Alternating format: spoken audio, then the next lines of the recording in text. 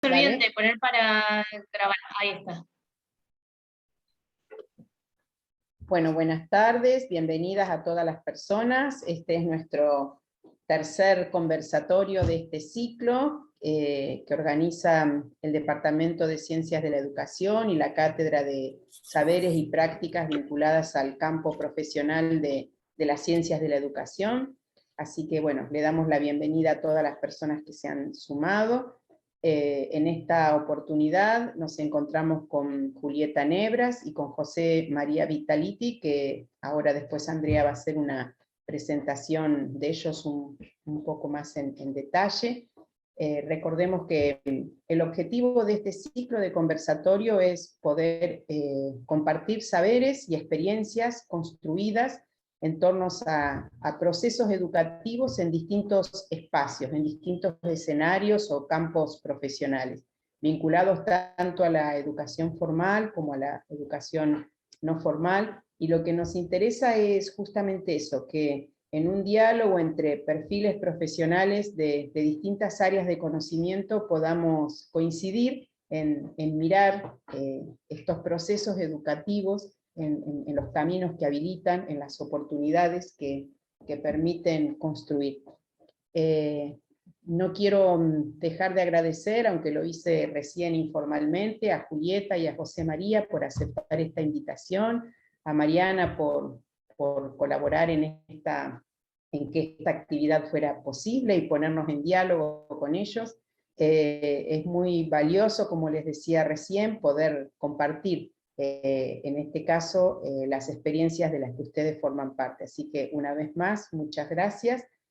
Andrea va a comentar un poquito de dónde surge esta iniciativa desde la Cátedra Opcional de Saberes y Prácticas. Bueno, buenas tardes a todos otra vez. Bueno, es el tercer conversatorio. En cada conversatorio, en la presentación de la cátedra, con Patricia y Sofía, estamos en una cátedra que se llama Saberes y Prácticas del Cientista Profesional. Lo que hacemos año a año es ayudar a deconstruir esa práctica y poder mirarlas con ojos interdisciplinarios. Dialogamos con distintos profesionales, distintos egresados que trabajan en el campo de la educación, como decía Patria, en distintos ámbitos. Bueno, la idea es llegar a una construcción de las realidades del campo profesional año a año, haciendo toda una reflexión teórica. Estos dos conversatorios anteriores y este seguramente nos suman distintas perspectivas y nos sumaron autores viejos y autores nuevos, conceptos viejos y conceptos nuevos que pudimos darle otra vuelta para pensar las prácticas, así que bueno, han sido realmente más allá de gratificantes, muy enriquecedores para todos, espero que para los chicos también. Bueno, y hoy nos acompaña Julieta, María Julieta Nebra y José María Vitali. Bueno, Julieta es flamante doctora, ¿sí? Me dijeron ahí entre líneas, es magíster en Género, Sociedad y Política de la Flaxo, es licenciada en Trabajo Social, bueno, y es flamante doctora en el área de Antropología Social. Su trabajo, su tesis, tuvo que ver con medidas y alternativas para jóvenes varones en una experiencia penal territorial, una investigación socioantropológica desde un centro comunitario de responsabilidad penal juvenil en el conurbano bonaerense. También se desempeña como docente en varias cátedras de género y también en metodología e investigación en ciencias sociales. Juli, bienvenida. ¿Sí? A este conversatorio. Ahora voy a presentar a José María y después les doy la palabra a quien que quiera comenzar. Bueno, José María es licenciado en Minoridad y Familia por la Universidad de la Aconcagua, es doctorando en Ciencias Humanas y Sociales por la Universidad Nacional de Quilmes, es becario del Consejo Nacional de Investigaciones del CONICET, Científicas y Tecnológicas, y su investigación ronda en las continuidades y rupturas en la protección de derechos de niños y niñas en la provincia de Mendoza, redes, prácticas, instituciones y actores. También es profesor, es docente titular de la Cátedra de Estudios de Infancia en la Licenciatura en Niñez, Adolescencia y Familia en la Universidad de Aconcagua en Mendoza. Bueno, súper interesante sus antecedentes, súper interesantes para dialogar interdisciplinariamente, ¿no? No sé quién quiere comenzar. Teníamos como en la presentación un orden, pero bueno, ustedes lo definen. Hemos conversado con Juli y empezaría yo y después seguiría Juli. Bueno, así que si les parece. Después hacemos una ronda de preguntas y comentarios. ¿En la presentación o cómo? Sí, no sé cómo venían desarrollándolo anteriormente. Nosotros lo que haríamos es presentar los dos y después dar espacio para conversar sobre lo expuesto, si les parece, o sobre lo que a ustedes les parezca. Bien, Bueno, bien. ante todo, buenas tardes. La verdad que agradezco un montón a las profesoras de la cátedra y del departamento también por esta invitación. Realmente es un honor poder estar en una universidad nacional, pudiendo compartir un poco.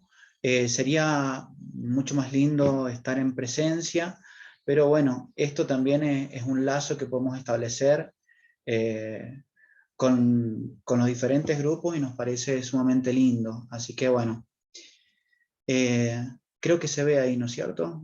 Sí, bien, perfecto. En esta ocasión les vengo a presentar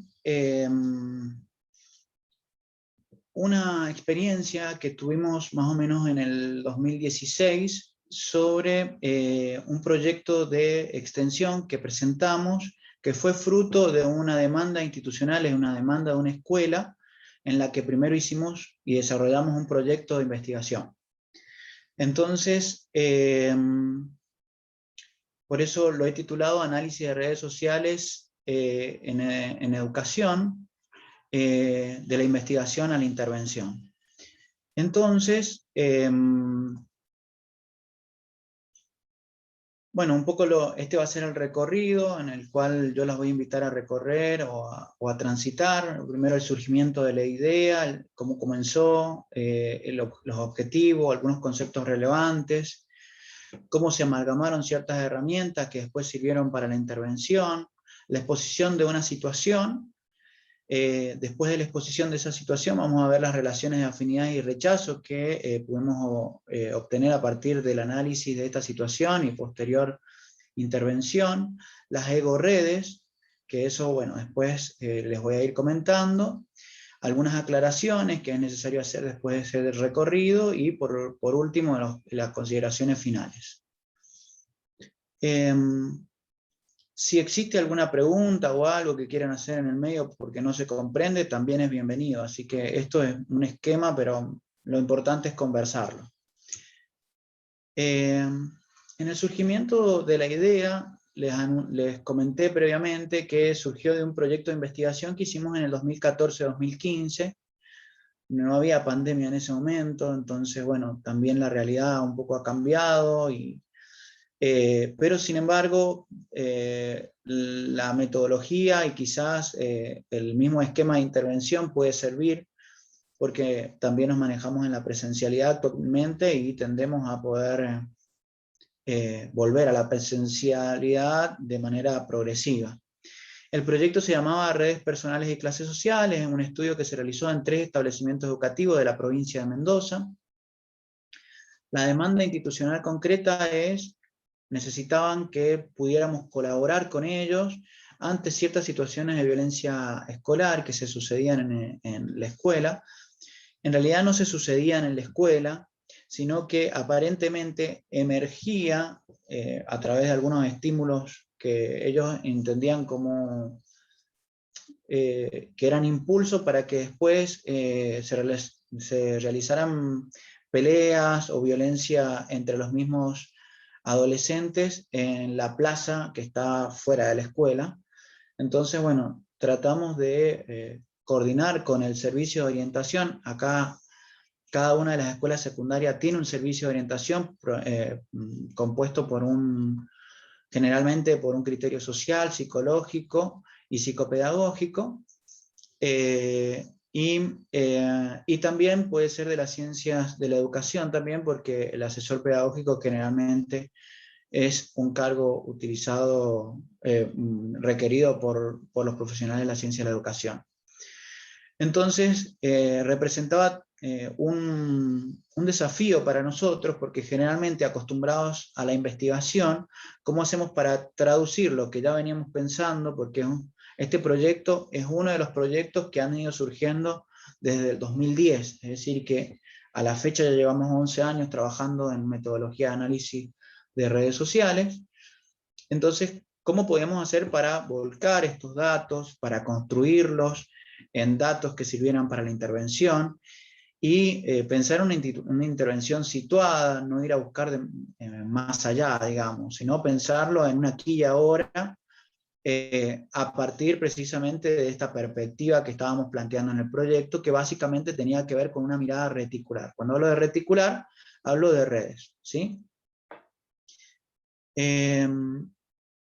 La idea de este proyecto de extensión que presentamos y pudimos ganar y también después ejecutar, era construir un proyecto de intervención con una perspectiva relacional, es decir, no pensar en el sujeto, sino pensar en las relaciones, y si realizábamos alguna intervención con algún sujeto que surgiera de la misma relación o de la perspectiva relacional. Después convoqué a un equipo de intervención, que era una licenciada en Niñez, Adolescencia y Familia, una psicóloga y dos psicólogas y dos estudiantes de psicología. Ese desafío lo tomé yo, digamos. Entonces, no hice que continuara el mismo equipo de investigación, ya que ellos tenían otros objetivos. Me pareció mucho más adecuado que integraran el equipo personas que realmente estuvieran interviniendo en situaciones cotidianas, y que tuvieran esa praxis que a veces las personas de investigación no la tenemos al momento de intervenir, digamos. Entonces por eso se conformó de esta manera el equipo, y también darle espacio a los estudiantes que están en formación para que pudieran formar parte precisamente del equipo, y también comenzar una formación junto con las referentes que estaban en ese lugar. Y por último, básicamente se constituyó un dispositivo de escucha para la intervención. La escucha fue muy importante, porque eso nos permitió hacer algo que se llamó intervenciones a medida, es decir, a partir de la singularidad de los grupos y de los sujetos, repensar cada uno de los talleres que nosotros teníamos previamente planificados. El objetivo que siguió a este proyecto era fortalecer las interacciones saludables en 4 cursos en un establecimiento escolar de Mendoza, a través de la disminución de conductas agresivas entre los estudiantes. Nos parece también interesante plantear que este fue el objetivo. Quizás si hubiera sido, quizás si lo pensamos desde otros paradigmas, puede sonar un poco agresivo esta palabra, interacciones saludables, qué es lo que era, lo que no era saludable en ese lugar, etcétera, pero uno a veces cuando presenta un proyecto de extensión, y eso también me parece interesante traer, o cualquier proyecto, piensa que también va a ser leído por un jurado, y que las personas del jurado van a poder leer fácilmente lo que uno busca, aunque de acuerdo también a lo que iban presentando, a la mirada de los jurados, básicamente. Sin embargo, no fue tan diferente a lo que planteamos, pero básicamente era constituir un dispositivo de escucha para aquellos cursos que los servicios de orientación nos derivaran. Las fuentes que ustedes pueden, Mariana, yo le pasé y le envié estas 2 ponencias. Surge precisamente todo este proyecto, y se ha podido escribir en estas 2 ponencias que planteo en este espacio, ¿sí? Una que se llama Consonancia y Disonancia, en la aplicación de la metodología del sociograma y análisis de redes sociales, y el otro es Análisis de redes sociales e intervención psicosocial. Es un estudio de un caso concretamente. Bien, algunos conceptos relevantes que es importante tener en cuenta es que son tres básicamente: el análisis de redes sociales, la intervención psicosocial y esto de la sociometría, que seguramente lo deben conocer. El análisis de redes sociales, no hablamos de redes sociales como redes sociales virtuales, sino que hablamos específicamente de un estudio sobre relaciones específicas entre una serie de elementos y cómo esa serie de elementos, por medio a esos elementos le llamamos nodos, y cómo es el modo en que se relacionan esos nodos. Es decir, si existe una relación, se hará un lazo entre esos dos nodos, y si no existiera, será invisible ese lazo, no existirá. Entonces, lo que hace hincapié en el análisis de redes sociales precisamente son sobre las relaciones y no sobre la característica que cada una de las personas porta, sino es que esas características son importantes dentro de la matriz relacional. Bueno, acordamos después una definición de intervención, que es la que buscaba el proyecto de extensión, que era básicamente la de Krause, que es un documento de la CEPAL, que también les puedo facilitar si ustedes me lo piden. Son acciones y actividades planificadas y estratégicas que se dirigen a un campo problemática cuyas manifestaciones son inervadas en sistemas de procesos sociales complejos e inciden en el bienestar psicológico y social de los sujetos y los grupos sociales. Es decir, que son acciones que se dirigen a un problema, que presentan una alternativa, y que esa alternativa lo que busca básicamente es el bienestar psicológico y social de los sujetos y de los grupos. Y por último, esta amalgama o este cruce con la sociometría, que es una técnica utilizada por Levin-Moreni y creada por él, digamos, y se representan gráficamente atracciones, rechazos y relaciones neutrales, tanto desde desde relaciones a nivel afectivo positivo o negativa, y también se estudia la proximidad social en cada uno de esos grupos que se analiza.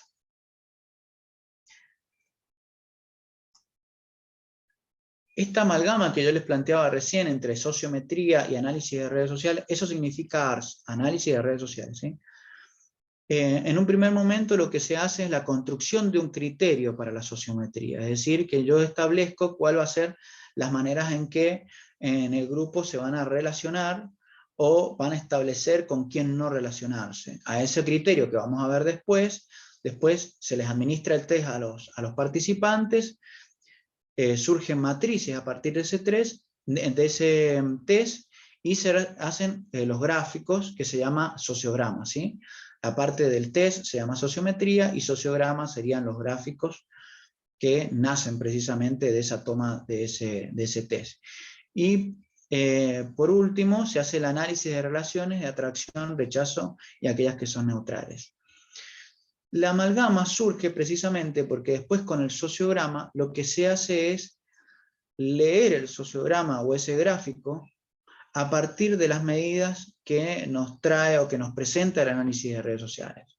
El primero es la centralidad, es decir, que no participantes aislados, que no participantes tienen mayor centralidad, tanto en las afinidades como en los rechazos, es decir, aquellos nodos que todos convergen. A eso le llamamos centralidad.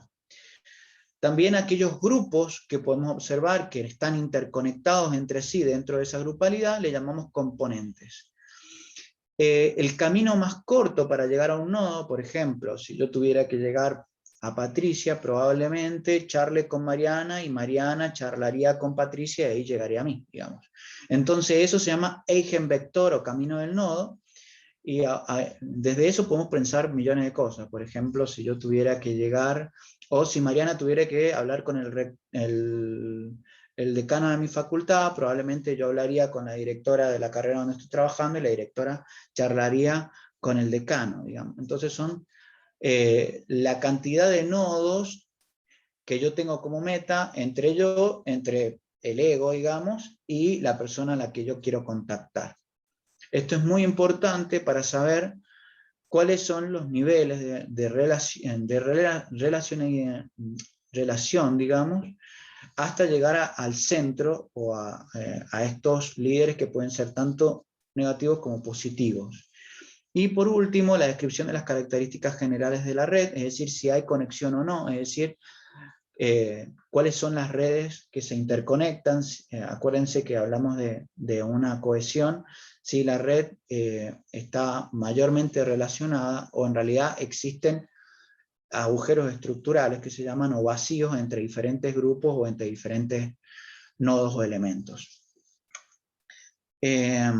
Bien. La presentación de esta situación fueron 27 estudiantes de nivel medio de primer año, 17 fueron adolescentes de sexo femenino y 10 fueron varones, y el promedio de edad entre 13 y 14 años. La intervención que se propuso fue una evaluación inicial, a partir de esa evaluación se producía un intercambio con el equipo que intervenía, es decir, que había un equipo que podía analizar el pre y post, es decir, la evaluación inicial y la evaluación final, para poder conversar con el equipo que estaba en terreno para que tuviera información para después poder repensar la intervención. Después se administraba el test y se hacía un análisis del gráfico. La intervención era una intervención grupal, es decir, sobre el curso y sobre los individuos, tanto aquellos que permanecían aislados del grupo o del curso, como aquellos que eran líderes, ¿sí? Acá no... Era raro para nosotros tener que citar a alguno de los chicos, porque inmediatamente te preguntaban ¿por qué me citaste a mí? Chicos, chicas, chiques, ¿no? Alguna de las chicas, por ejemplo, ¿por qué me citaste a mí y no a otro? Pero sin embargo, pensar en los grupos, tanto en la centralidad como aquellos que están por fuera, implica pensarnos dentro de esta matriz relacional y de pensar la intervención en perspectiva relacional. Y por último, la evaluación final, que tenía las mismas características que la evaluación inicial, solo que se cambiaban algunos de los ítems.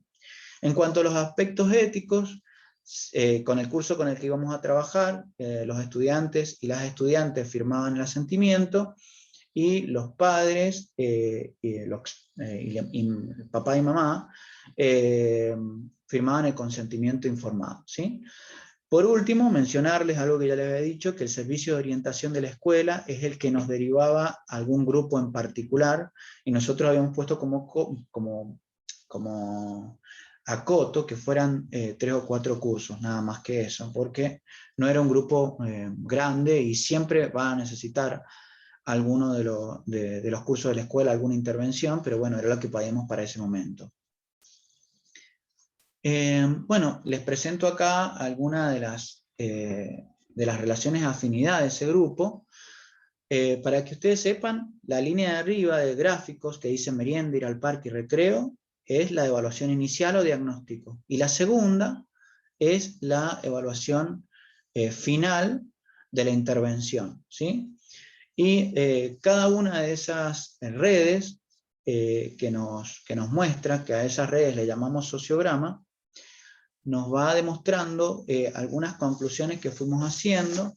En primer lugar, podíamos observar que como este grupo era un grupo de primero, aún los chicos y chicas no se conocían, entonces podemos observar cómo a partir de la confianza que surgió a partir de la intervención, empezaron a generar grupos, digamos, es decir que la gran cohesión que hay en merienda no se traduce en desayuno, pero sí se traduce en grupos dentro del mismo curso. ¿Por qué? Porque antes se relacionaban porque no se conocían demasiado, digamos. Entonces, a partir de ahí empiezan a tener cierto tipo de confianza. Después descubrimos que entre la merienda y el desayuno los chicos identifican bien con, que no se relacionarían con las mismas personas que presentarían en su familia, por ejemplo. Entonces, esto de ir al parque, de ir al cine, yo no me junto con cualquiera para ir al cine, generalmente son las personas, aquellas más populares, con las que voy a tener mayor tipo de relaciones por afuera. Y por último, el recreo y la hora libre, tampoco, las tres, acá si se fijan, los chicos y chicas han tenido mucha conciencia para poder pensar cada una de este tipo de relaciones, y Inclusive podemos ver que hay un cambio entre la evaluación inicial y la siguiente. Podemos también ver cómo en los rechazos se observa que en general hay, en la primera, que es merienda, ir al parque y recreo, cohesión en relación a los rechazos, sí hay mucha cohesión en relación a la evaluación final, ¿sí? Es decir que esto lo que planteaba en el momento es que hay esta cohesión, digamos, muestra cómo algunos de los chicos que no se elegían tanto para uno como para otro, significaba que eran los líderes del curso, líderes, o chicas y chicos líderes del curso, o aquellos chicos que no, que había cierta indiferencia o neutralidad sobre ellos y ellas, ¿sí? Y esta cohesión también marca que hay mayores rechazos en la red, pero sin embargo no hay una actitud defensiva, que era lo que observábamos al principio. Entre las intervenciones también era la elección de algunos chicos y chicas que pudiéramos pensar en una intervención singular, ¿sí? Entonces construimos en goma eva, bien, todo artesanal, digamos, construimos algo que se llamó EGA o red, donde cada uno de esos círculos que son concéntricos implican cierta distancia frente al yo, que es ese círculo del medio. Ahí yo colocaba mi propio nombre y después hacía un listado de personas que yo conocía, que eran alrededor de 12, y las iba colocando de acuerdo a la distancia, es decir, que aquellos que estaban en el color rojo eran más cercanos a mi ego, a mi yo, pero aquellos que se encontraban en el verde estaban más lejanos. Entonces ahí podemos ver 3 redes diferentes, donde hay una red donde se muestran distintos tipos de niveles, una que es una polarizada de tipo intermedia, y la otra polarizada a nivel bastante alto, sino hay personas que están muy cerca mío y hay personas que están muy lejanas a mí. ¿Qué pasa con la interpretación de los datos? Bueno, ya lo vamos a ver en la próxima diapositiva. Acá les planteo lo siguiente, algunas aclaraciones. ¿El equipo comprendía la metodología ARS? No, porque era un equipo de intervención. Entonces, ¿qué pasaba? Se traducían esos datos de manera tal de que el equipo pudiera entender aquellos datos que venían de la investigación, ¿sí? ¿Por qué? Porque se sabe que los equipos que están interviniendo no podía pedirle yo que supieran o darle 3 o 4 libros para que pudieran leer lo que era la metodología, y ellos podían tampoco en ese momento, para intervenir, decirme todas las estrategias que desarrollan en ese momento. Entonces, precisamente acudimos a la traducción de estos datos para que estos datos pudieran servir para construir este tipo de intervenciones. ¿Para qué servía el análisis de redes sociales? Y para conocer las relaciones y gestar las intervenciones a partir de la escucha del equipo, ¿sí? Entonces, la escucha fue fundamental de parte de este equipo, y también la elección de un equipo de intervención para que estuviera en el equipo de extensión. Por último, ¿cómo se interpretaban estos datos? No hay datos universales, sino en relación específica con las personas o con los grupos de manera singular, es decir, un caso por caso. No podemos decir, esta red polarizada significa que hay... No. ¿Qué significa para el sujeto? Eso es lo que más nos interesaba, y siempre haciendo hincapié en lo positivo que podíamos observar. Surgió una situación que tuvimos que dar intervención al servicio de orientación, pero no fue la mayoría de las situaciones, fue en una situación específica. Bueno, ya llegando casi al final, planteo este análisis con ustedes. Quizás tengo algunos errores, pero es lo que pudimos intercambiar, digamos, con la escuela. En primer lugar, redescubrir la singularidad a partir del dispositivo de escucha ajeno a la institución. Es decir, que nosotros no éramos la institución, ¿sí? Pero sin embargo, al poder escuchar a estos cursos que nos los enviaban precisamente o nos lo derivaban porque existía algún problema concreto, descubríamos en la singularidad de este curso que habían personas que hacían, por ejemplo, un grupo de lectura. nunca se imaginaron que en la biblioteca había un grupo de lectura de 2 o 3 de estos chicos, chicas, eran chicas, de 2 o 3 de estas chicas que estaban en este grupo que veía la escuela como problemática. Entonces la escucha resulta muy importante para encontrar en la singularidad, no un etiquetamiento, digamos, agresivo, que es el que nos devino de la institución, sino precisamente pensar esta singularidad. Lo segundo es la posibilidad de retroalimentar la comunicación ruidosa entre la escuela y este curso en particular, bueno, un poco lo que yo les expliqué en el primero. En el tercero es revelar los mecanismos por los cuales la escolarización construye una segmentación en género y una escucha fragmentaria de los agrupamientos. Es decir, se podía observar que en alguna de las redes que se manifestaban, habían claramente una definición de chicas por un lado y chicos por el otro, también teniendo en cuenta que para algunas situaciones no había una diferencia de chicos y chicas, digamos, dentro del mismo test. Entonces, ¿cómo esto surgía específicamente en el recreo o en la hora libre? ¿Sí? Son resultados que también, al hablarlos con ustedes, me generan dudas e inquietudes, pero es lo que podemos avisorar en ese momento. Y por otro lado, la escucha fragmentaria, es decir, ¿qué es lo que queremos escuchar a partir de qué idealización tenemos de este alumno, alumna o estudiante? Nos ciega o nos ensordece para escuchar, digamos, otras cuestiones que tienen que ver con la singularidad. Entonces, es posible otros estaba otro tipo de tópicos para poder escuchar, digamos. Escuchar a las infancias, a las adolescencias, era algo muy diferente a la ideal que se planteaba de la escuela de qué es lo que quiero escuchar y qué no, digamos. Bien, muchas gracias. Acá les dejo una foto de Mendoza para cuando quieran venir a visitarla. Esto es Potrerillos, así que les agradezco muchísimo el espacio y espero que sirva para que podamos conversar.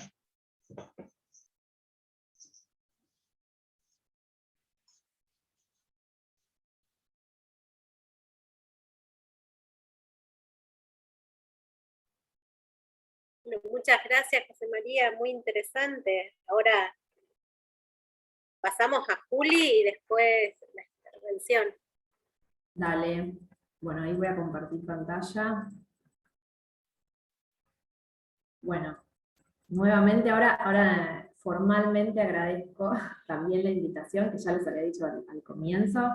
¿Qué puse? Hago siempre lo mismo. Pongo compartir en vez de presentar. Pones compartir. Sí. Es que me gusta compartir. Bueno, yo vengo a compartir justamente algunas reflexiones en relación a los sentidos y usos y prácticas en relación a la escuela dentro del sistema penal juvenil, ¿no? Yo justamente, mi objeto de estudio tiene más que ver con el sistema penal juvenil, pero ahora les voy a ir contando cómo es que se me presenta la importancia de la educación y ahora en lo particular de la escuela en el sistema, ¿no? El título es Estoy haciendo conducta, que no sé si es una frase que la han escuchado, que tiene que ver con estoy haciendo lo que hay que hacer, no estoy haciendo conducta, me estoy portando bien. Ahora vamos a ver, es del lenguaje más carcelario, por así decirlo. Bien. La propuesta que les traigo hoy es compartirles algunas experiencias. Yo soy trabajadora social y tuve 2 experiencias fuertes en el sistema penal juvenil, una en contexto de encierro en Ciudad Autónoma de Buenos Aires, en lo que sería, se llama Centro Socioeducativo de Régimen Cerrado, pero para quienes no están en la temática, sería el famoso Instituto de Menores, o lo que sería la cárcel para los pibes y pibes en este caso. Y después estuve en el periodo 2018-2020 en un dispositivo de medidas alternativas al encierro, que es cuando los jueces o juezas le dicen a los jóvenes, que son punibles entre 16 y 17 años, les dicen que no están como para ir a la cárcel, pero que pueden estar en sus casas, pero tienen que cumplir con algunas medidas que se les imponen, ¿no? Y entre esas medidas es concurrir a un dispositivo que es donde yo realicé mi investigación doctoral. Bueno, eso es algo de lo que yo les quiero ir compartiendo, ¿no? Y para reflexionar en torno a los sentidos que distintos actores tienen en relación a la escuela, ¿no? Acá van a aparecer los jueces, los docentes, los operadores sociales, los mismos pibes, las familias, y también recuperar el enfoque de la interseccionalidad, principalmente en intersección de género, clase y racialización, que nos aporta para pensar estas experiencias, y del enfoque etnográfico, que es la metodología y el enfoque desde el cual yo me acerco a mis temas de investigación y de intervención, que quizás pensaba mientras escuchaba a José, ¿no? Como, bueno, hoy tenemos como dos metodologías bien distintas, que está buenísimo eso, ¿no? Para ver cómo vamos abordando las temáticas. Bien, que el enfoque etnográfico, para quienes no sé si lo han sentido oír, tiene que ver con poder pasar, es como una observación participante al extremo, ¿no? Poder pasar la mayor parte del tiempo con quienes estamos estudiando, y poder recuperar no solo lo que nos dicen, por ejemplo en entrevistas, sino también lo que se observa, lo que no se dice, los movimientos, lo corporal, tiene que ver con eso. Bien. Bueno, yo cuando arranco les voy a ir contando un poco cómo se me fue presentando el tema de la importancia de la escuela, ¿no? Imagínense que uno viene pensando el sistema penal juvenil, y por lo general la bibliografía se ocupa más de pensar el dispositivo de control, ¿no? Cómo se van cercenando algunos derechos, el hostigamiento, la criminalización. Bueno, yo cuando, desde esta metodología, este enfoque etnográfico, tiene como la premisa de que si bien se parte de un proyecto de investigación, la idea es que el campo te vaya, ¿no? El campo de investigación te vaya devolviendo qué es lo relevante, ¿no? Y una de las primeras inmersiones que yo hago en un municipio del conurbano bonaerense, yo ya había trabajado en el sistema penal juvenil, pero en 2018 me acerco a un juzgado de responsabilidad penal juvenil, y que son los que tienen las causas que llegan de los pibis, y el juez me invita a escuchar unas audiencias judiciales, ¿no? Audiencias de todo tipo, y de chicos que estaban presos, y de chicos que tenían medidas alternativas, ¿no? Y lo que me voy dando cuenta es que les hacen muchas preguntas, muy variadas, pero una que siempre aparecía era, ¿estás yendo a la escuela? ¿No? Si el pibe estaba preso, si era una audiencia para obtener la libertad, si era una audiencia para salir por el cumpleaños, por lo que fuera, una de las preguntas que le hacía el juez era, ¿estás yendo a la escuela? Y eso me empezó ahí picar, a decir, bueno, esto es un tema relevante en el sistema penal juvenil, el tema de la escolaridad. Y ahí empecé a prestar atención, porque yo no estaba prestando atención a eso. Bien, les traigo un registro de campo, ¿no? Para meternos un poco en... Y ahí les puse la escenografía, el croquis de dónde estaríamos, ¿no? Y los nombres son, por supuesto, ficticios. Bueno, Mateo Fitzgerald viene de una institución penal, ¿no? Estaba preso. Su mamá y su hermanito pequeño lo esperaban dentro de la sala de audiencias. Cuando él entra, lo abrazan. El pequeñito llora desconsoladamente. Cuando comienza la audiencia, el juez Ferrero va preguntando nombre de la madre, domicilio, DNI. El joven va contestando como en un ping-pong. ¿Dónde está detenido?, pregunta el juez. Tras la respuesta, el joven agrega, ¿qué está haciendo ahí? Rápidamente Mateo dice, conducta. Estoy haciendo conducta. El juez, en tono de reproche, le dice, eso es de preso. A lo que el joven aclara, estoy yendo a la escuela, hago talleres. Y la audiencia continúa. Ahí empiezo a vincular esta idea de la escuela con hacer conducta, y hacer conducta con ser algo de preso, pero a la vez es algo de preso en términos peyorativos, y como una alusión al preso adulto, ¿no? Porque efectivamente Mateo estaba preso. Bien.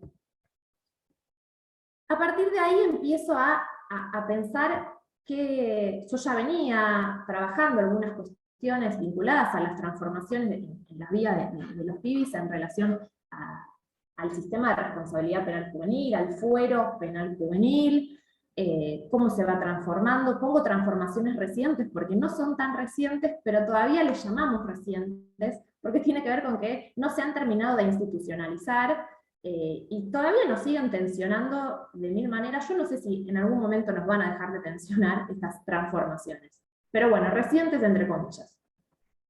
Bueno, tanto las transformaciones del fuero de la provincia de Buenos Aires, que quizás no sean tan relevantes para ustedes porque son muy, muy locales, pero sí en relación a la obligatoriedad de la escuela secundaria a nivel nacional, con la Ley de Educación Nacional, lo que sucede es que en estas transformaciones la escuela pasa a tener un lugar sumamente jerarquizado en la vida de los jóvenes, en términos de obligación, en términos de derechos, en lo discursivo, y lo mismo a nivel de lo penal, ¿no? Como una medida supuestamente socioeducativa tiene que ver con esta revinculación o reinserción o acompañamiento de las trayectorias educativas, escolares, principalmente, de los pibes, ¿no? Y lo que sucede es esto de, bueno, esto que seguramente ya han trabajado ustedes en su carrera, que es este estallido de representaciones en torno al estudiantado, en torno a las escuelas, ¿no? Que es justamente lo que yo me empiezo a preguntar, ¿no? ¿Para qué es esta escuela? ¿Para qué sirve? ¿Quiénes son los alumnos de la escuela de hoy en día, ¿no?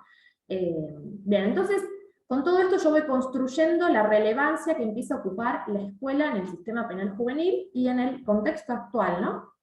A partir de estas transformaciones discursivas y esta ampliación de la obligatoriedad de la secundaria. Bien, les traigo otro registro, ¿no? Dice, cuando Kevin Pérez contestó, me dijeron que no servía, ante la pregunta del juez Ferrero sobre si estaba concurriendo a la escuela, todas las personas presentes en la sala de audiencias del juzgado de responsabilidad penal juvenil hicimos silencio.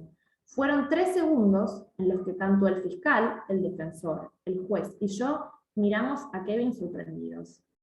¿Cómo que no sirve la escuela?, inquirió el juez serio. El tono de voz demostraba cierta intriga, pero también un reproche a lo que estaba diciendo. El joven le explica brevemente que eso le habían dicho en el juzgado de garantías del distrito judicial del cual procedía su causa, distinto al que se encontraba ahora. La cara del juez Ferrero se afloja un poco. Parece entender lo que Kevin le dice. Ah, en el juzgado le dijeron que no servía para la causa. El joven asiente. Escuche, Pérez, la escuela sirve para el juzgado, pero también le sirve a usted como persona, para formarse. El joven asiente así con la cabeza varias veces y la audiencia continúa. Bien, de todas estas audiencias que yo fui escuchando, a mí, en este enfoque etnográfico que yo les decía, donde le ponemos mucha importancia a lo que no se dice, ¿no? A ese silencio, donde, y también a cómo me sentí yo ante ese silencio, ¿no? El chico estaba diciendo en un juzgado con toda la formalidad que implica, porque imagínenselo, es bien de película, parece una obra de teatro que estás viviendo ahí. No, la escuela no sirve, ¿no? Y un momento ahí de tensión, ¿no? Y lo que en esto que yo voy escuchando en estas audiencias son los sentidos imbricados. Primero, una utilidad de la escuela para obtener una mejora en la causa penal. Una mejora en la causa penal es que, en vez de mandarme preso, me dejen estar en mi casa, para que me dejen salir antes, para que, ¿no?, ser mejor visto por el juez, por el fiscal. Por otro lado, lo que le dice el juez, ¿no?, para formarse como persona. Eso sirve para la causa, pero le sirve para formarse como persona, algo más de la formación, ¿no?, del contenido, de este capital cultural que diría Bourdieu, ¿no?, este que es el incorporado, ¿no? Y luego, esta tercera posibilidad, que es que la escuela no sirva, para nada. Me dijeron que la escuela no sirve, ¿no? Y este silencio, y esta tensión, y esta pregunta, aparece como una ventana de posibilidad de que la escuela, efectivamente, para los actores, no sirva. Como un sentido. Bien.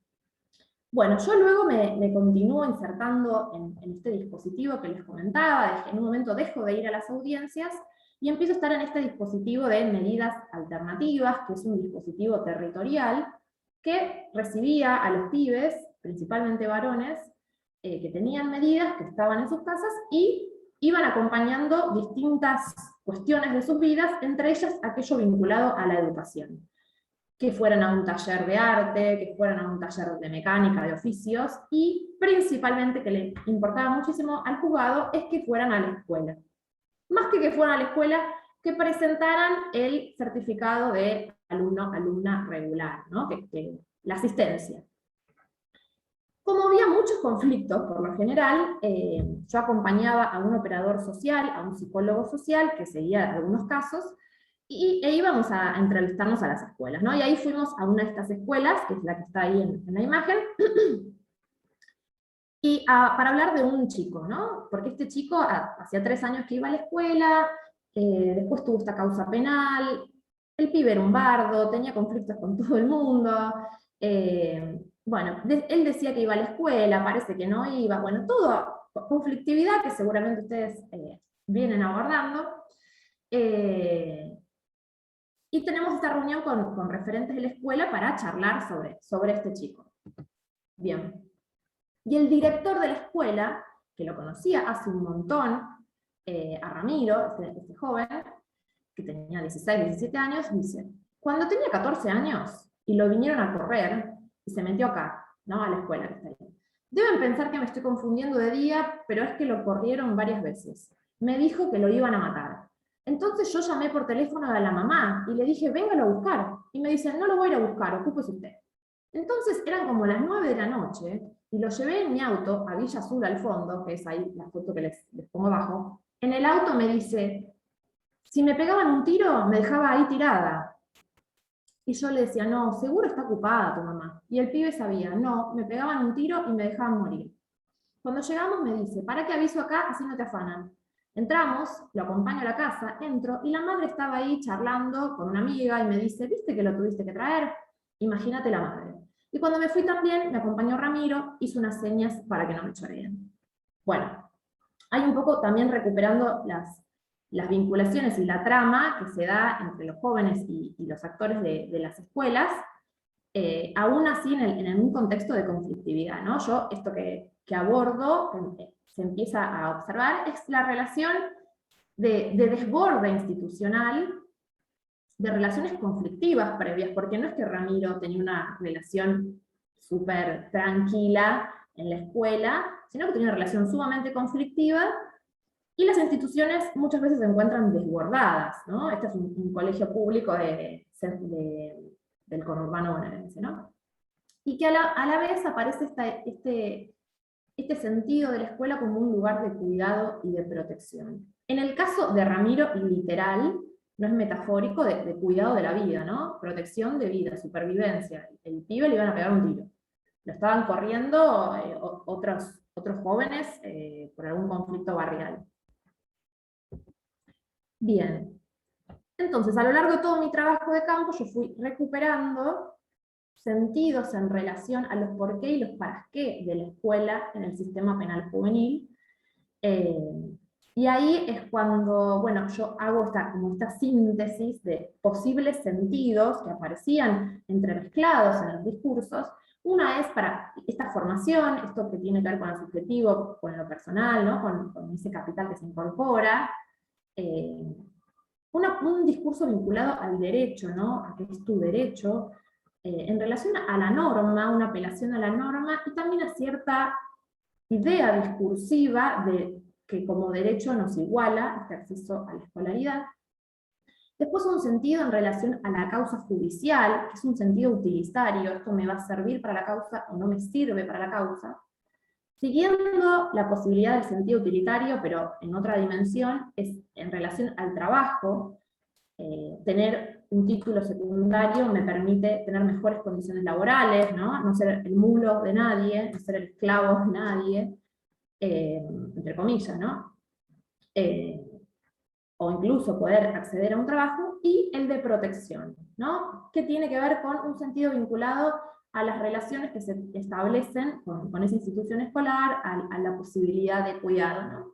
Y una que no está aquí, pero que aparece en los silencios, o en las quejas y en los reproches, es la posibilidad de que la escuela no sirva para nada, ¿no? Cuando nos ponemos a tener una mirada quizás crítica, esto lo traían mucho los jóvenes cuando les preguntábamos, estaban yendo a la escuela no sirve para nada, ¿no?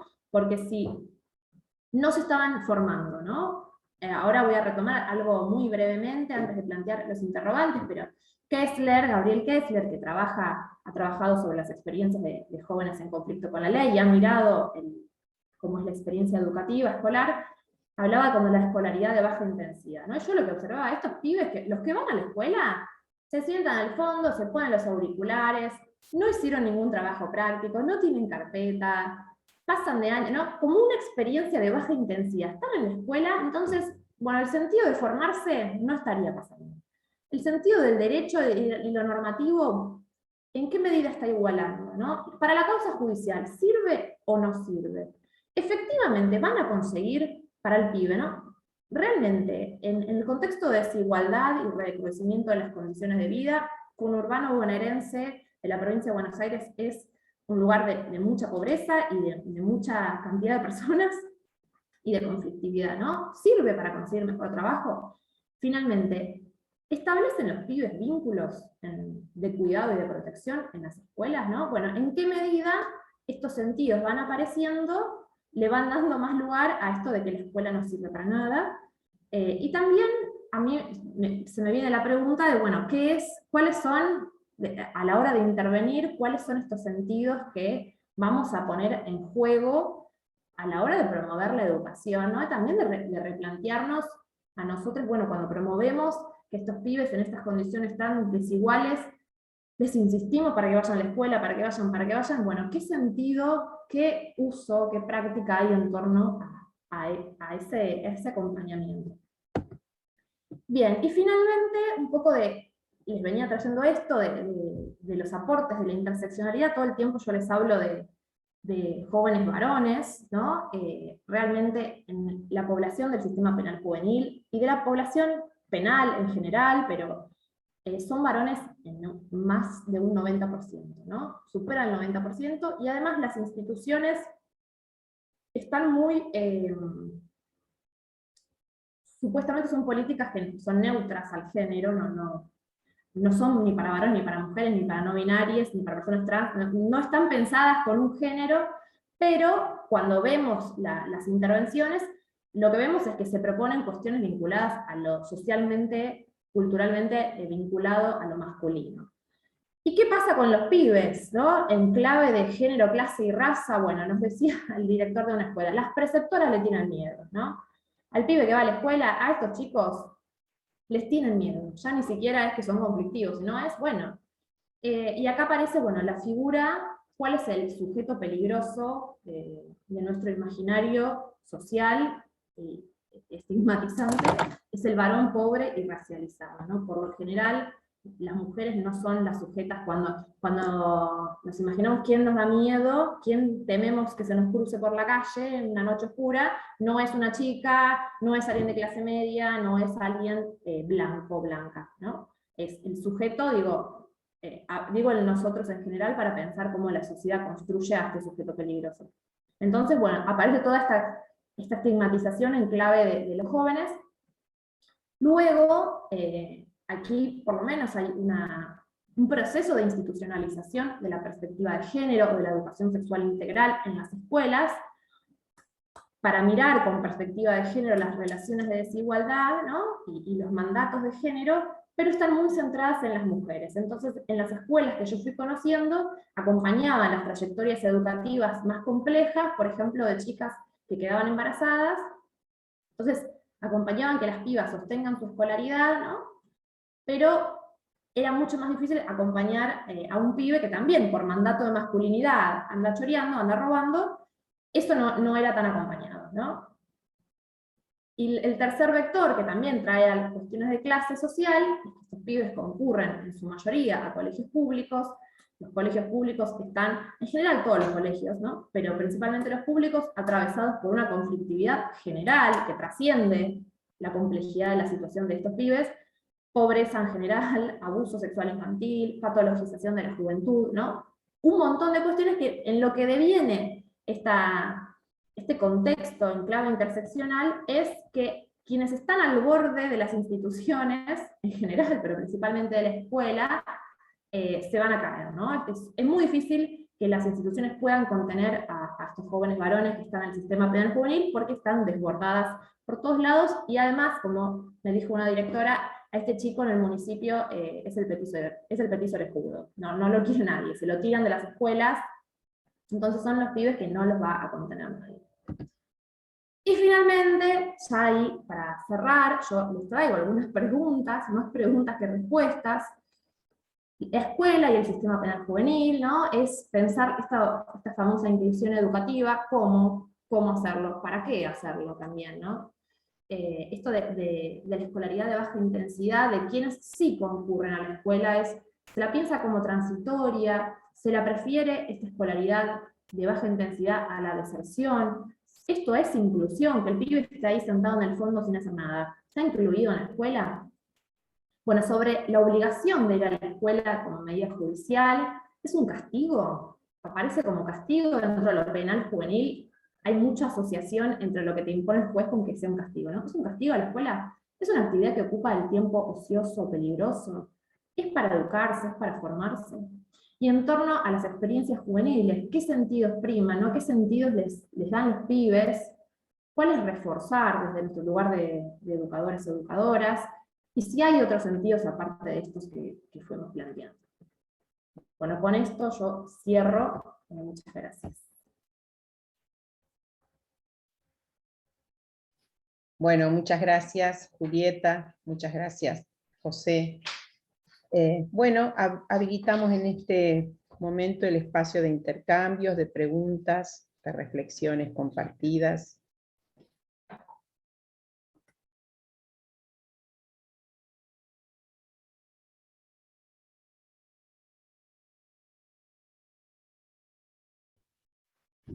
Yo, José María, para romper el hielo, capaz, una de las preguntas que te quería hacer es cuando este equipo de intervención hace ese diagnóstico y la construcción de esas redes para graficar el tipo de relaciones que desarrollan los grupos, mi pregunta es ¿qué hacían después con esa información? ¿No? Trabajaban solo con el grupo de estudiantes, que eso es lo que me pareció, o sea, me parece que me quedó claro que sí trabajaban con los estudiantes, pero la pregunta es si solo con ellos o también trabajaban con los docentes, con el equipo de gestión, de esos grupos que venían derivados de los equipos de orientación de las escuelas.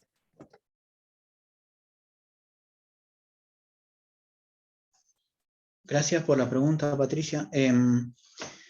Esta información que nosotros recabábamos en cuanto a la evaluación inicial y la evaluación final era una información que manejábamos dentro del grupo de intervención, dentro del equipo. Nosotros la información que brindábamos al servicio de orientación sinceramente el servicio de orientación solo nos derivó, no nos preguntó cómo habíamos realizado la intervención, qué es lo que había sucedido. Medio que nosotros tuvimos que, entre comillas, militar, digamos que nosotros hicimos algo por algo. Sí contábamos muchísimo con la preceptoría en los distintos cursos, eran unos aliados y aliadas nuestros, pero sin embargo no tuvimos, lo único que le presentamos a la escuela fue un informe al final, pero de todas maneras, si la escuela nos llegaba a preguntar algo, no íbamos a hacer circular esa evaluación que servía para intervención específica, digamos. Es decir, cómo era la relación entre los chicos, sí podemos hacer algún informe con la traducción, porque tampoco ellos iban a entender qué es lo que significaban esas relaciones.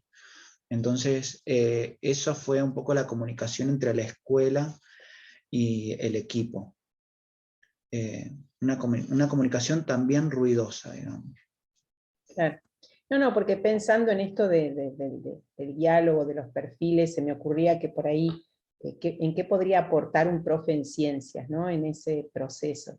Y pensaba por ahí en la importancia, entiendo por ahí en la especificidad del diagnóstico, del estudio realizado, pero por ahí, digo, compartirlo con el resto de los docentes, al menos lo que se pueda, como para, porque digo, también en las aulas podemos trabajar, podemos mejorar y podemos optimizar, digamos, las relaciones que se construyen entre los estudiantes, ¿no? en el espacio escolar. Entonces, desde ese lugar me parecía que era valioso que por ahí los equipos de docentes puedan, bueno, nada, aproximarse o conocer estos diagnósticos que existen sobre cómo se relacionan los estudiantes. Sobre todo también por los hallazgos, ¿no? En esa parte que comentabas de una red en un lugar, en un espacio de lectura, por ejemplo, y que había resultado como una sorpresa, ¿no? Porque por ahí a partir de esos hallazgos, digamos, se pueden como optimizar o promover otros procesos, ¿no? Eso me quedé pensando. Sí, totalmente. Yo creo que para una profe de ciencias de la educación que quiera realmente construir un vínculo con la persona que está convocando a un equipo, serviría muchísimo. Y también si hubiéramos tenido a alguien del servicio de orientación, por ejemplo una profe de ciencias de la educación, que nos pudiera haber gestado inclusive una relación con los docentes, hubiera sido interesante. Nosotros no podíamos encarar una relación con los y las docentes de manera particularizada, porque, bueno, quizás como todos saben, cuando hay una intervención específica y ajena, hay docentes que tienden a pensar que los alumnos seguramente los van a culpar a ellos, hay una cuestión media paranoica, y hay otros docentes que realmente quieren colaborar, como se da en todos los grupos humanos, ¿no? Entonces, quizás si hubiera sido mediada por alguna profe de ciencias de la educación, nosotros podríamos haber tenido eso y inclusive esa retroalimentación que necesitábamos. Así que sí, hubiera sido bastante interesante y necesario. José No, porque María, no sé qué piensa el resto, porque por ahí creo que se trata de crear condiciones, ¿no? O nosotros intentamos, me parece, desde nuestra mirada pedagógica, construir institucionalidad, como decía dice un colega nuestro, buscando acuerdos y capaz que, claro, quizás el tema está en esto de buscar una intervención que a lo mejor como hipótesis está que el problema está en los estudiantes, digamos, o en las estudiantes, y por ahí no en el conjunto de la situación educativa, ¿no? Creo que por ahí nosotros siempre buscamos generar espacios donde los propios docentes están en esto que construimos como una situación a intervenir. No sé si, Carla, lo que ibas a decir iba por ahí. sí, iba por ahí. Por ahí a mí, yo lo que le quería preguntar, porque él en un momento nombró a los preceptores, ¿no? Que entiendo que el rol de los preceptores funciona como mediadores en este sentido. Por ahí sí nos podrías contar qué es lo que atribuyeron ellos, o cuál fue el rol en ese sentido que pudieron cumplir, cómo intervinieron. Nosotros nos apoyábamos en las preceptoras y los preceptores, algunos, no todos, porque había un preceptor de uno de los cursos que no tuvimos esa comunicación fluida, pero en la mayoría de las preceptoras y los preceptores ubicaban a la intervención dentro de las agendas, digamos. Eso fue muy importante para nosotros, porque cuando había, por ejemplo, alguna hora libre, o cuando había alguna posibilidad de alguna hora libre, entonces nos avisaban los profesores, nosotros teníamos, los preceptores y las preceptoras, teníamos el celular de ellos y ellos nos comunicaban, digamos. Eso por un lado. Y por otro lado, nos daban esta visión que quizás dentro en el test sociométrico y el sociograma nunca íbamos a poder obtener, que era la mirada de quiénes eran los líderes. Bueno, había un chico que lo amaban todos los profesores y profesoras, que era, bueno, el típico, no sé cómo le dicen ahora, pero chico el traga del curso, que siempre iba y le hablaba y esto que lo otro. Y después nos dimos cuenta que ese chico mediaba toda la información entre los docentes y el curso. Entonces, al correrlo de ese rol, ¿por qué lo corrimos? Porque en realidad necesitábamos correr esa figura para poder tener contacto, que los chicos tuvieran contacto directamente con los docentes, no con esa mediación. Inmediatamente ahí no quiso ni participar en ninguno de los talleres. Entonces eso surgió precisamente de la información que nos dieron los preceptores y preceptoras. También para nosotros fueron fundamentales los preceptores y preceptoras. Ninguno de los docentes, y también lo tomamos como una posibilidad, digamos, si podía no estar el docente dentro de la actividad, era mejor para nosotros. Pero sin embargo, si quería estar, no había ningún problema. ¿Por qué? Y espero que no se malentienda.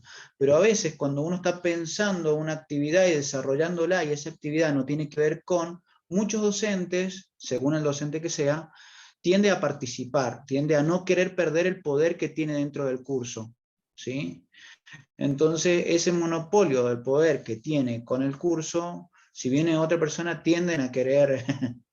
Entonces, si te tengo que decir, aparte hay que pensar el establecimiento escolar como relaciones complejas, donde no existía, por ejemplo, esta era una escuela chica, no era muy grande, pero así todo tenía 3 directivos.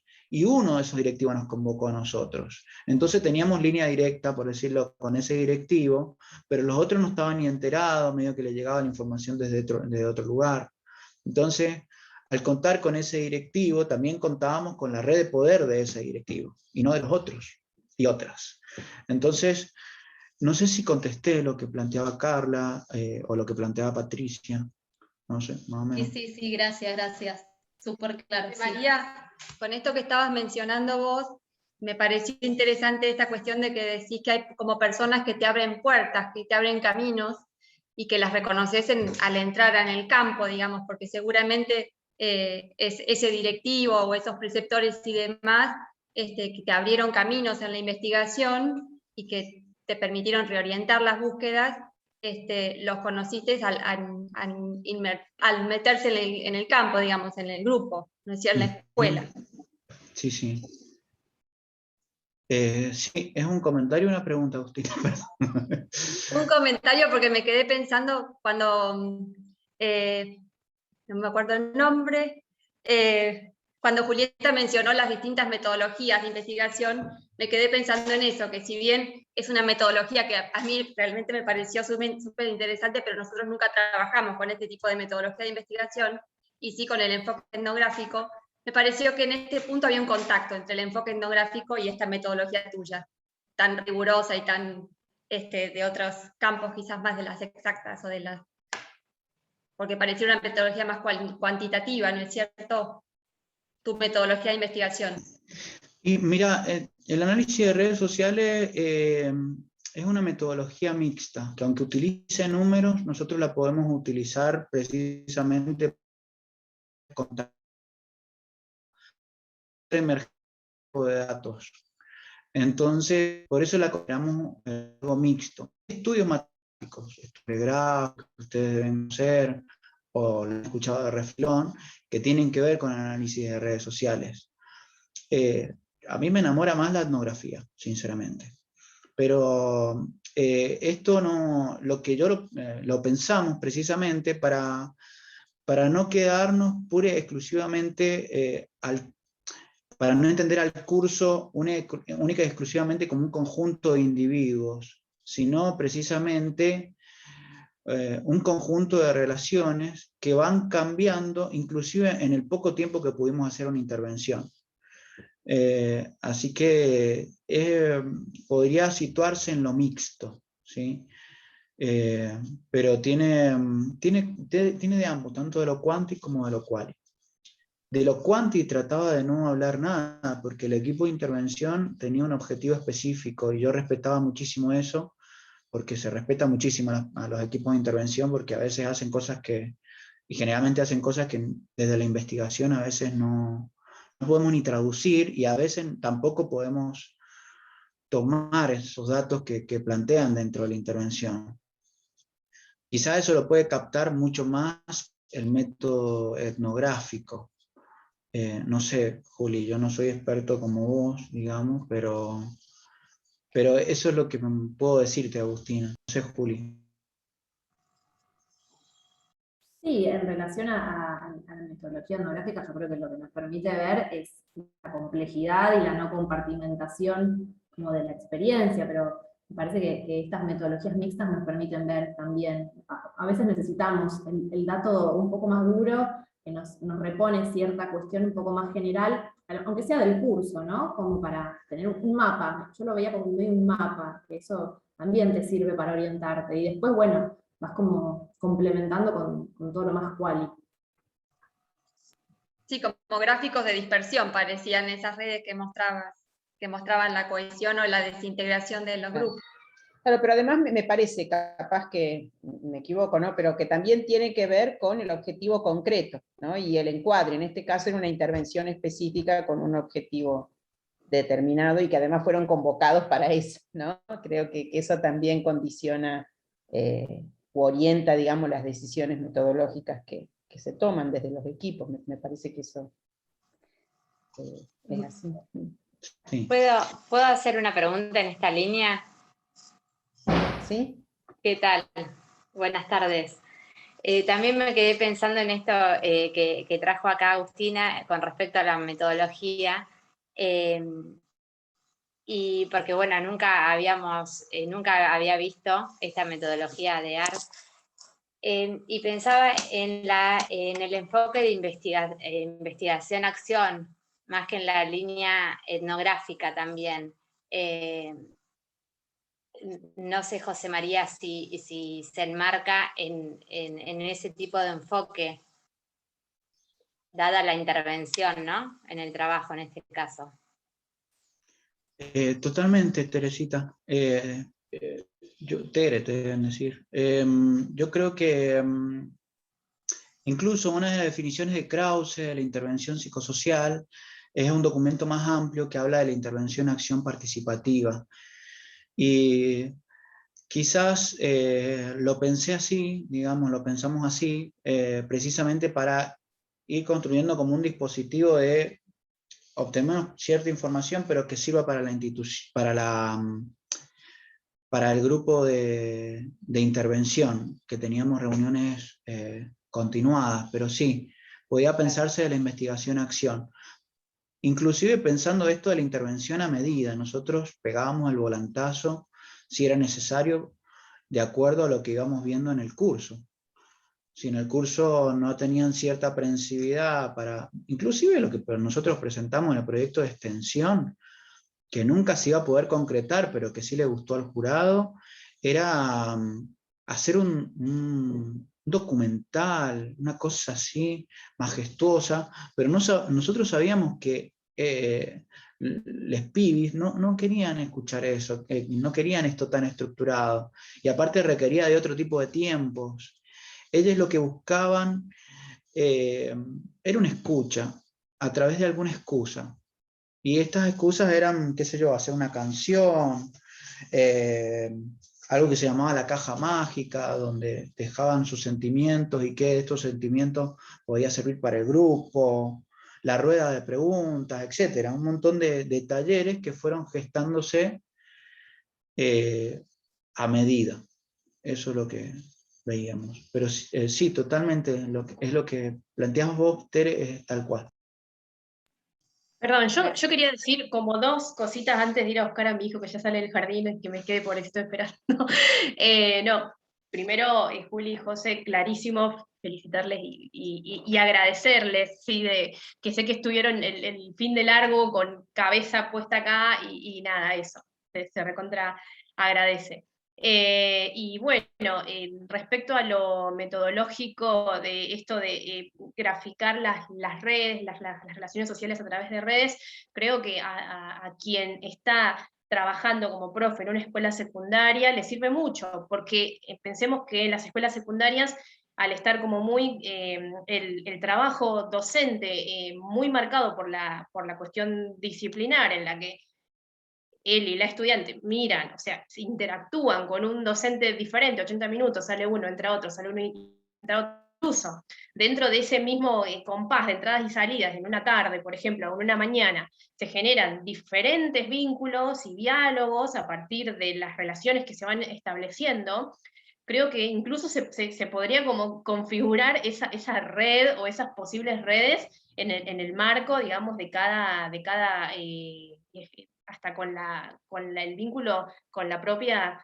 disciplina, y ver también qué es lo que sucede con la cuestión, digo, el tema de el comportamiento o la no atención o ciertos problemas que son como todo el tiempo como detectados o expresados por los y las profes en la catarsis de la sala de profesores. Yo en este momento no estoy trabajando en escuela secundaria, pero trabajé unos 4 o 5 años, y era como sucesivo, ¿no? Digo, este grupo tiene como ciertos problemas latentes, digamos, que en los que parece que vamos como coincidiendo, pero no se sabe muy bien de dónde surge, nadie tampoco tiene el tiempo para ponerse realmente a indagar allí. Entonces, digo, desde este lugar me parece, nada, el método súper interesante, pero bueno, también un poco recuperando el enfoque etnográfico que trae Juli, también, digamos, aporta un montón, son otros tiempos, otro modo, digamos, de acercarse.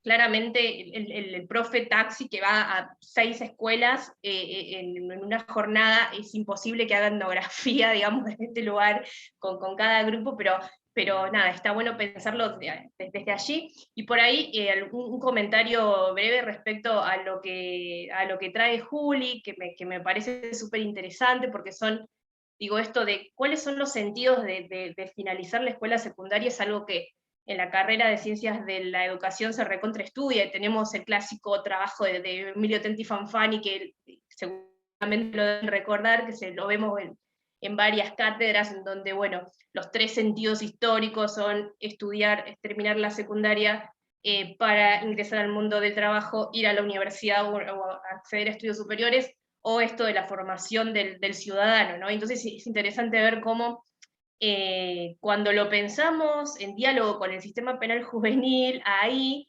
también van apareciendo otros modos de pensar lo que también estudiamos en la carrera como la exclusión, ¿no? Digamos, y toda la discusión que hay en el campo educativo. Yo por ahí estoy más cercana, como les comenté en el encuentro anterior, con el estudio de políticas educativas, cómo las reformas, ¿sí?, tendientes a implementar, por así decir, o realmente ejecutar la retórica de inclusión planteada en la ley, ¿sí?, la extensión de la obligatoriedad, cómo todo esto en la práctica, ¿sí?, tiene que ver con esto que fue trayendo Juli, ¿sí?, el choque de representaciones, la necesidad de comenzar a mirar un poco, reitero algo que ya mencioné yo, que es esto de cómo pensar la experiencia juvenil, no solo dentro del ámbito escolar, sino pensarla desde un lugar interseccional, ¿sí? El joven o la joven no es solo quien va a la escuela, y ver también, ¿no?, cómo estos sentidos están comenzando a multiplicar, ¿sí?, por decirlo de algún modo. Hay incluso estudios actuales que, por ejemplo, cuando hablan de formación del ciudadano, ya no hablan del ciudadano como se comprendía en el contexto del surgimiento de la sociedad moderna, sino que se habla de un ciudadano global. Bueno, pero ¿quién es el ciudadano global? ¿Quién puede acceder a esto, no? ¿Qué pasa con esta discusión de los grupos, ¿sí?, en situación de vulnerabilidad o de pobreza, todo lo que venimos trabajando o hemos estudiado sobre los circuitos educativos diferenciados, esto que trae Juli de las experiencias escolares de baja intensidad? Digo, cómo todo esto cruza, ¿sí?, y sin quizá tener, o sin estar trabajando en el sistema penal juvenil, en las escuelas secundarias públicas, digamos, tenemos como una multiplicidad de estas situaciones. Yo, como para contar algo cortito, nunca me voy a olvidar, en una clase de construcción de la ciudadanía, yo venía hablando de los derechos de humanos, qué sé yo, y en un pibe me cuenta, digamos, yo preguntando si alguna vulneración de derechos, yo pensando como cuestiones, bueno, ¿qué relató? podrán llegarme a traer, y uno me cuenta, a mí la otra vez me pegaron un tiro saliendo del barrio, porque ahí me cuenta como toda una situación con otro pibe, y es como que ahí se te queman los papeles del libro que uno lleva, ¿no? Muy, muy lindo con la cuestión de lo escrito, de lo formal, y cómo, digamos, ¿qué respondo desde mi lugar docente allí?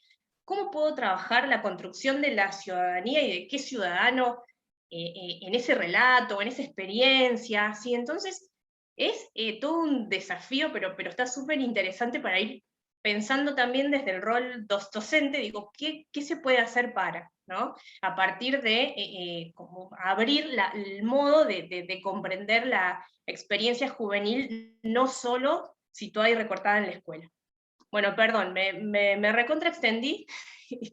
Aprovecho a saludarles y me voy volando. Muy, muy bueno todo. Termino de mirar los intercambios en la grabación. Gracias, Mariana, gracias. Yo me quedé pensando, después que terminó Julieta su exposición, también un poquito en el mismo sentido en el que lo está planteando Mariana, ¿no? Yo decía, son las deudas de la escuela secundaria, ¿no? De los modos de organización de lo escolar, de lo que conocemos como formato tradicional escolar, y yo decía, bueno, estas realidades de este sistema penal juvenil en realidad nos interpela como escuela, porque a ver, ese chiquito que dice que la escuela no sirve para nada, aunque se lo dijeron, seguramente lo debe pensar, y seguramente quizás tuvo experiencias que cimentaron, digamos, ese sentido, ¿no? Entonces, me quedaba pensando en esto de las transformaciones necesarias, sobre todo en los puntos de encuentro, ¿no? Con las culturas juveniles, con las diversas y desiguales experiencias juveniles, y bueno, nada, en términos de deuda de la escuela, de poder realmente cumplir, ¿no? con este proceso de inclusión educativa y en un clave de derecho a la educación, ¿no? Sin duda.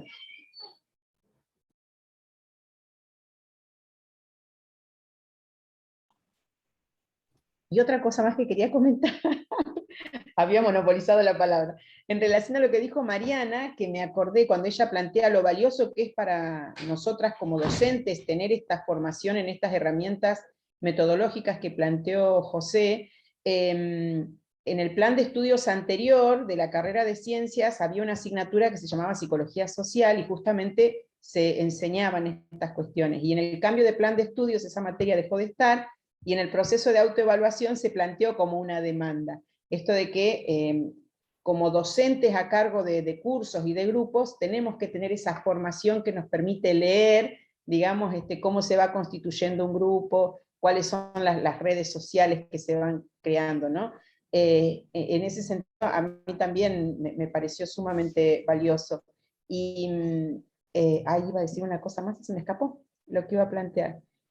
Ah, bien, que esta necesidad, ahí me acordé, cobra otro sentido en el contexto en el que estamos, ¿no? Porque después de la pandemia, digamos 2 años, 1 año y medio, tenemos cursos, por ejemplo, segundo año de la secundaria, que no se conocen entre sí, ¿no? O chicos de tercero o cuarto año que justo, digamos, en el año escolar en el que se consolidaban las relaciones con además el impacto formativo que tienen sus propios procesos, esto se vio alterado.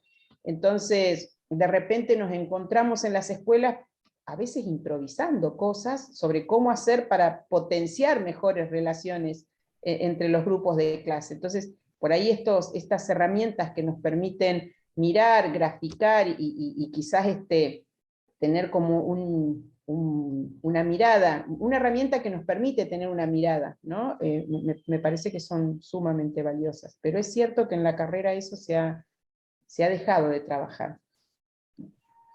Y que sumando a lo que decís, Patricia, soy operadora en psicología social, además de estudiar esta carrera, que justamente para poder interdisciplinariamente trabajar con las dos, le quiero preguntar a Juli justamente esto de que en su trabajo como trabajadora social, si tuvo la posibilidad dentro de esos dispositivos alternativos, que trabajar en un taller, dijiste, en un taller mecánico, en arte, o simplemente que tenga el certificado de alumno regular, si como trabajadora social que también cumplís un rol parecido al del operador en psicología social, tuviste la oportunidad o interviniste con el estudiante, porque me quedo pensando en la situación contextual del chico que te dice, si me pegan un tiro a mi mamá no le va a importar, y el director que se toma el trabajo de llevarlo hasta la casa, que es una villa, la verdad que me saco el sombrero con el director, más allá de lo situacional, hay que estar en el lugar del adolescente, por ahí a mí pibe, piba, no, el adolescente, en la etapa en la que está viviendo, en la situación familiar, el contexto en el que se crió, no solo barrial, sino encima ir a la escuela y también, como dice el director, lo echaron 20 veces, hay que ponerse en el lugar, en la cabeza de ese adolescente, intervenir también, y por eso sería ideal que hubiese trabajado con vos un cientista de la educación dentro de este trabajo que decía interseccional, interdisciplinario, porque nosotros, o sea, en nuestra participación sería en darle sentido tanto a la escuela secundaria como a la educación, y poder trabajar más con el adolescente que con la situación, obviamente que la situación contextual de la escuela, la situación del barrio es importante, pero trabajé en un comedor con 60 chicos con distintas realidades en una villa en Bahía Blanca, en los cuales al principio ellos tienen resistencia a cualquier persona que venga a querer decirles algo. Estuvimos un mes hasta que nos hablaron. Íbamos, nos sentábamos, tomamos mates, hasta que decían, ¿qué vienen a hacer acá? Y hasta que vos generás esa confianza y te pueden contar que eso que dice la escuela no sirve para nada, es porque se lo hicieron creer. Es porque la construcción que van teniendo en esa situación barrial o de desigualdad, es una construcción que la misma sociedad les ha marcado. Entonces tendría que haber un dispositivo y trabajar interdisciplinariamente. Me encanta, me metería con vos a hacerlo, trabajar interdisciplinariamente para trabajar con los chicos, con los adolescentes, hacerle ver que son un proyecto de vida a pesar de la realidad que tengan, y poder que ellos pueden salir adelante. Son un proyecto y pueden lograrlo. O sea, pero bueno, es un trabajo que, como dice Patricia, es una deuda también del nivel secundario, de la escuela, ¿no? Pero bueno, se puede generar a partir de ahora, y nosotros vamos creciendo y aprendiendo en esta carrera, en que hay demandas en otros ámbitos y en los cuales podríamos ir trabajando y desempeñarnos. Simplemente, bueno, generar esa demanda y allá vamos. O sea. Y la pregunta es, perdón, como trabajadora social, vos pusiste últimos interrogantes, ¿no? Esos interrogantes, vos te los pudiste quizás, aunque sea responder en una reflexión parcial, a vos desde la práctica o desde el campo, desde ese enfoque etnográfico, ¿qué viste? ¿Qué pudiste concluir con respecto a esto de si sirve o no sirve la escuela en esta situación? Ay, qué difícil.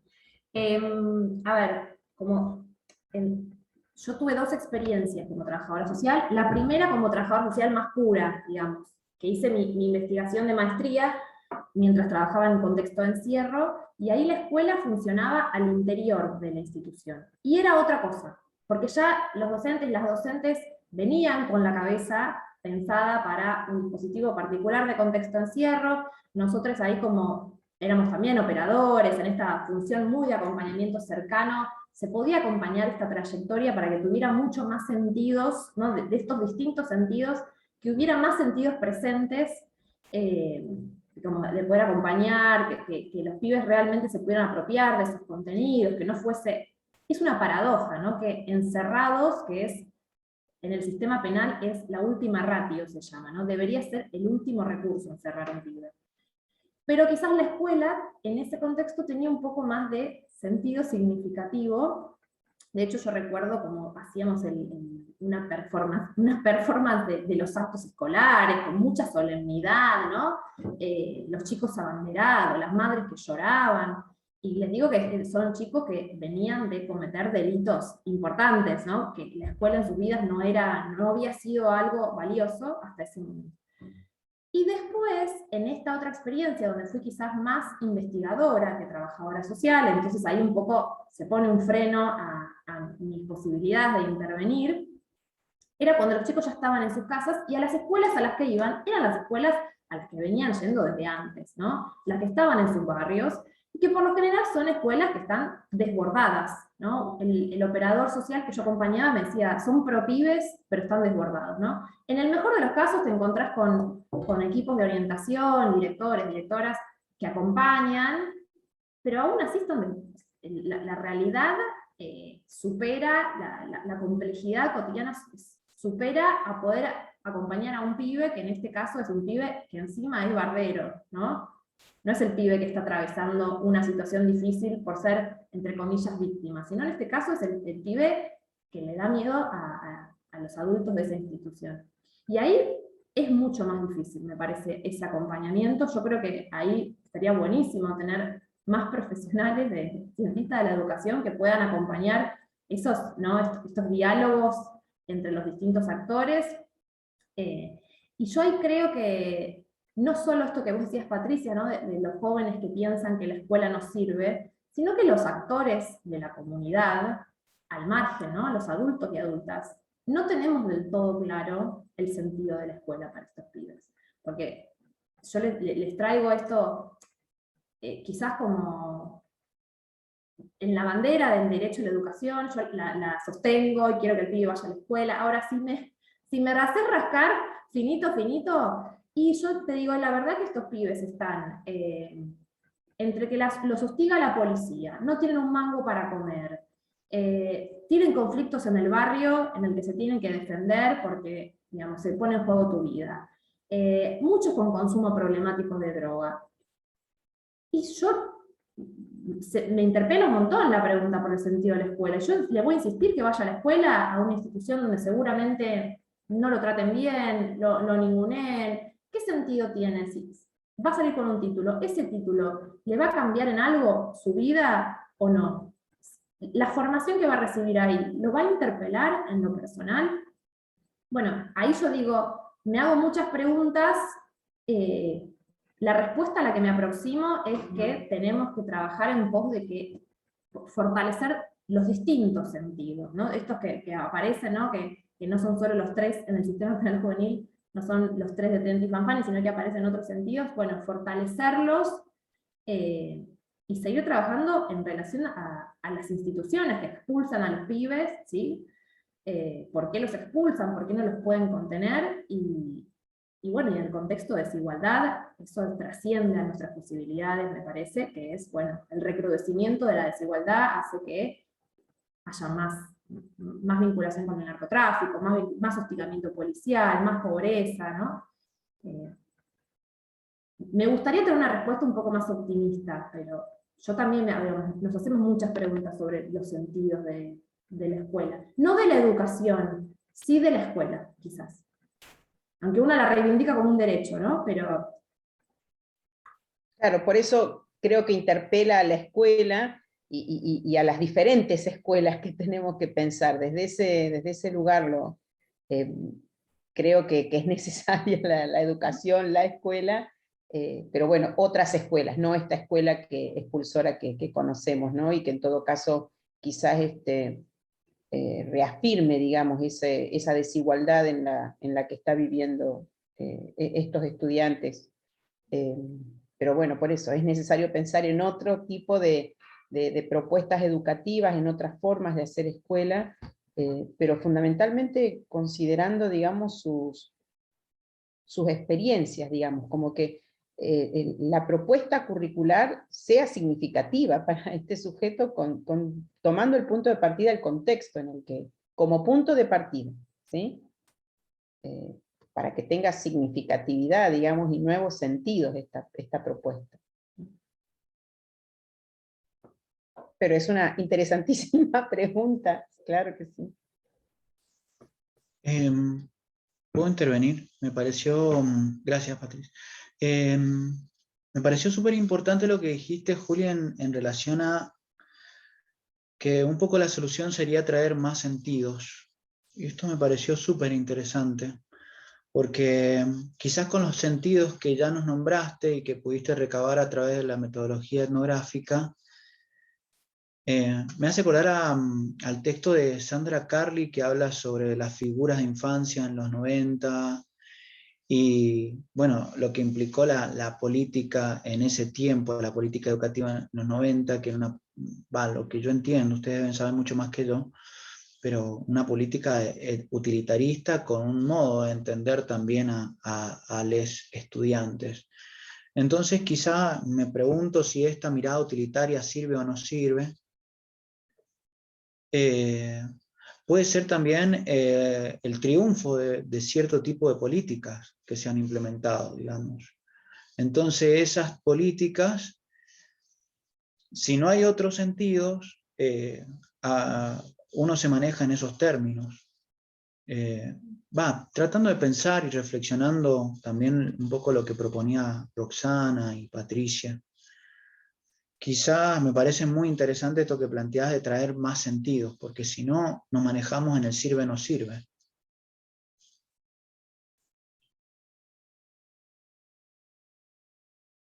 Sí, y que esos sentidos sean construidos de manera situada, no va a ser el mismo sentido para el pibe que desde que nació va a ir a la universidad, ya se sabe, ya está asignado por eso, del pibe que nada, lo está persiguiendo la policía, como bueno, construir los sentidos en contexto, ¿no? Está bueno.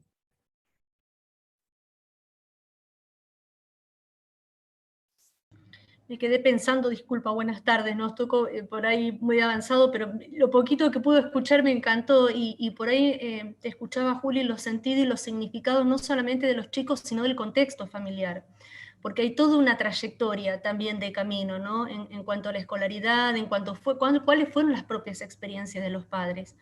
Y esto de la pandemia, como esto de volver a la presencialidad, bueno, le tocó el grupo completo, no grupo completo, burbujas, no burbujas, la dinámica de grupo, me acordé tanto de Souto, de Marta Souto, de lo que expone, ¿no? En cuanto a la grupalidad, y escuchaba psicología social y me acordaba de Pichón Riviera, algunos textos que leí, digo, qué utilidad para poder hacer una lectura institucional en cada contexto, porque no solamente existen, en el caso nuestro que trabajamos con adolescentes, diferentes infancias en cada sector barrial, en cada familia. No es lo mismo la adolescencia de un barrio céntrico, por decirte, que de un barrio periférico. Entonces hay otros significados, como vos decías, Juli, y sentidos. Y por ahí trabajando en el espacio yo estoy mucho con el tema de tutorías, ¿no? Y cada vez me gusta más esto desde el costado, no tanto de lo áulico, sino aquello que me permita salir de lo áulico, perdón, y poder interactuar con profes de inclusión, con el equipo de gestión. Entonces vos ves cómo entran los actores en conjunto, y escuchar a los chicos, digo, ese es el tiempo que nos falta. Escucharlos, porque también está la realidad estructural de un sistema educativo a nivel secundario, que somos profes que estamos 40 minutos, una horita acá, bueno, cuántas ideas tenemos en la cabeza y tratamos de llevar a cabo en el espacio, pero yo digo, con un chico que trabaja en un taller mecánico, le incorporaba el tema de normas y de valores, pero yo tenía que rescatar su propia experiencia de vida, ¿sí? Para que él pudiera internalizar o ver qué es una norma, qué es un valor, desde su experiencia de trabajo. Ahí comenzamos en un diálogo, ¿sí? Pero digo, bueno, lo estaba trabajando en un espacio particular de una tutoría, trabajándolo con él. Entonces yo digo, no solamente el sentido y el significado de la educación, sino el sentido de la vida misma para un adolescente hoy, contextualizándolo, ¿no? Que no es el adolescente ni siquiera de hace 5 años atrás. Entonces hay muchas lecturas para poner en juego no solamente la educación, sino el sentido y el significado de la vida que muchos adolescentes hoy tienen miedo de vivir. La educación es un punto más en todo ese círculo en el que ellos entran en juego, ¿no? Como docentes de este lado, esta cuestión de la vida, que no es poca cosa, poder interpretar sus necesidades y escuchar, porque tienen muchísimo para decir, muchísimo, y tienen una lectura muy crítica. Pasa que a veces hacen silencio porque aprenden a dar las respuestas también que ellos saben que tienen que decir, que los adultos tenemos que escuchar.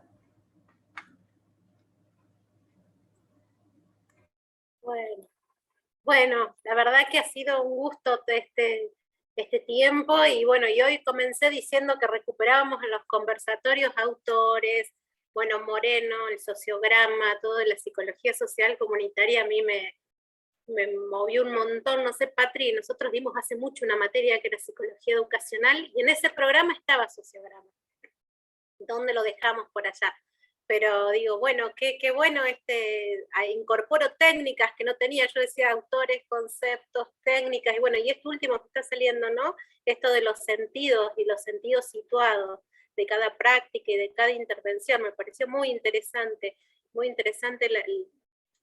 las dos presentaciones, ¿no? Esto de ver los jóvenes y las prácticas con las juventudes, y también las prácticas con las juventudes desde una mirada más institucional, más psicosocial. Esto me pareció como que nos cerró en algo que venimos transitando en este conversatorio, como si hubiésemos pensado y hubiésemos conocido de antemano las presentaciones de ustedes, pero la verdad les agradecemos, han sido muy ricas, y bueno, y nos veremos el año que viene con otro ciclo. Muchas gracias por invitarnos, también muy lindo compartir, escuchar a José y escucharles a ustedes, así que muchísimas gracias. Bien. Bueno, muchísimas gracias. Me quedaba pensando también en que estas investigaciones o estos